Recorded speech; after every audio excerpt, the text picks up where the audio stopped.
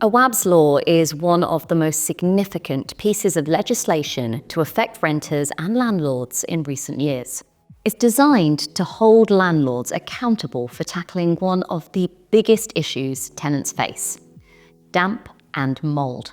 Right now, it only applies to landlords in the social housing sector, but it's likely to extend to the private rental market too. The law is named after Awaab, a young child who tragically died in 2020 due to prolonged exposure to black mould in his family's social housing flat. The law originally introduced by the previous Conservative government, but now it's up to the Labour administration to pass the final stages of legislation, known as secondary legislation, to make it fully enforceable. So, why is this law so important? Awaab's law highlights a serious issue that affects thousands of renters across the UK. Damp and mould aren't just unpleasant, they pose real health risks to children and the vulnerable. The law covers a total of 29 potential hazards that could make a home unsafe, from excessive cold and heat to dangerous levels of carbon monoxide, poor sanitation, infestations, and even exposure to lead or radiation. For tenants in council or housing association properties, this law introduces strict timelines for action. If you report a hazard in your home, your landlord must investigate within 14 days. You should then receive a written report within another 14 days, outlining what needs to be fixed and when. If the issue is serious, repairs must start within 7 days, and in the case of emergency hazards, action must be taken within 24 hours. In situations where the work required is too extensive to be carried out while you're still living in the property, alternative accommodation must be provided. These new requirements will likely be written into social housing tenancy agreements from 2025. Even though the law is still in the process of being fully implemented, many housing providers are already urging tenants to report issues like damp and mould.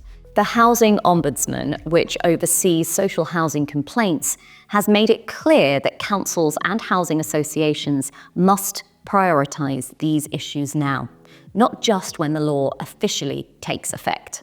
At the moment, Awaab's law only applies to social housing tenants, but that's expected to change. The measures included in the law have been added to the new Renters' Rights Bill, which Labour has prioritised. This bill is designed to give renters more control over their homes and better protection against unfair practices by less favourable landlords. So, what can renters do right now?